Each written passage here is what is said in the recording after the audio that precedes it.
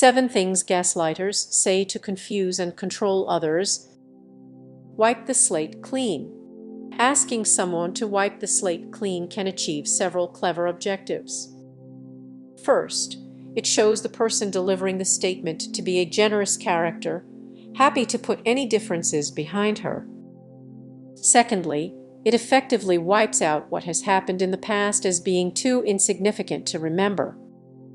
Did anything, in fact, ever happen? Other than in my head, of course. Finally, it places the person on the receiving end in a weak position. It would have seemed petty and bitter to hold on to a grudge when someone was so obviously holding out an olive branch. And so, with that simple, gracious-sounding statement, the deliverer is absolved of his abusive behavior. Before looking at other statements which can be used by gaslighters, it should be noted that these phrases aren't exclusive to gaslighters. It depends on intention. For instance, someone declaring that they don't know what you were talking about could come from a point of genuine confusion, but equally it could be used to gaslight. Other statements loved by gaslighters include: 2. It's all water under the bridge.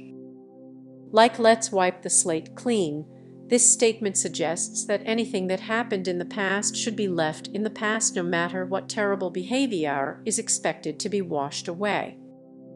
Again, if you are on the receiving end of this, you feel you should be the bigger person and let bygones be bygones, another one, even if you are still carrying around the scars from the gaslighter's previous behavior.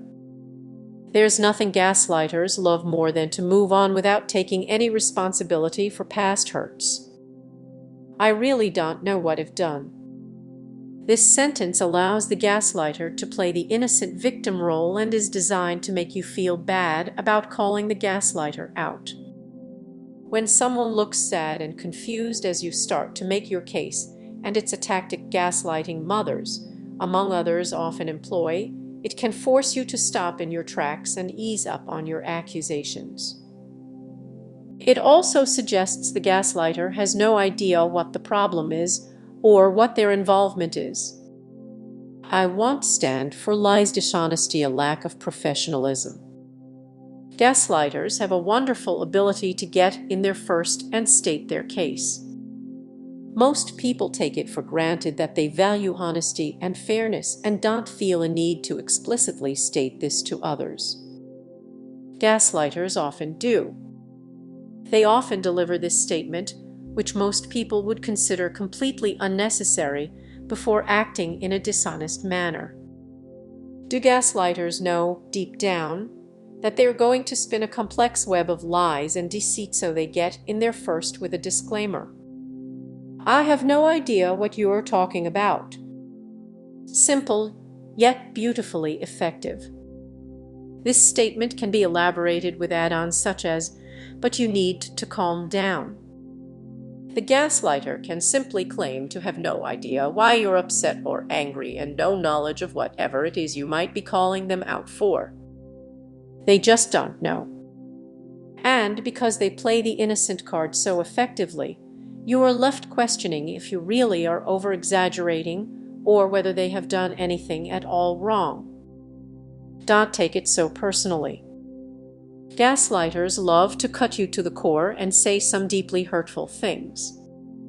When you react with anger, upset, or indeed in any way, they criticize you for taking what they've said personally.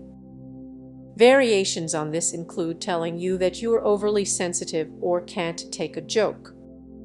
What the gaslighter is doing in all these cases is invalidating your experience. Nobody else feels that way. Gaslighters, who are often also narcissists, need to get other people on their side and are masters of coordinating a group of sympathizers. Within the context of a family, for instance, a mother may seek to get the support of her children against one of their siblings, the scapegoat. If you attempt to state your case based on your experience, it can effectively be invalidated by pointing out that your experience does match your siblings', thereby questioning whether your experience can be right. Why it matters? The language of gaslighting is designed to protect the gaslighter while making you call your own experience into question. It's designed to silence you, warp events from the past, and make the gaslighter look like the good guy and you look like a highly emotional, overreactive fantasist. It's so confusing to be on the receiving end of a gaslighter's comments that you may even find yourself shocked into silence. David, a man in his 50s whose brother had launched the most vicious character assassination imaginable, which included trying to turn David's entire family against him, unexpectedly met up with his brother one day while visiting their father. When David's brother brazenly knocked on his car window, David expected a continuation of the insults which he had been subjected to on the phone the previous week. However, David was shocked to see his brother smiling broadly. "Hey bro, I don't know what you think has happened here, but if you feel like there's something wrong, let me know." David told me, "I was so shocked and confused. I was so shocked and confused and told. I started to wonder if I was mad. He was so friendly. I didn't know what to say." That example displaying charm, feigning innocence, and faking an attempt at reconciliation is likely a classic case of the gaslighter using their manipulation techniques to place the other party on the back foot. It's important to be aware of the subtlety of these gaslighting tactics and how effective they can be at forcing you to question your own sense of reality.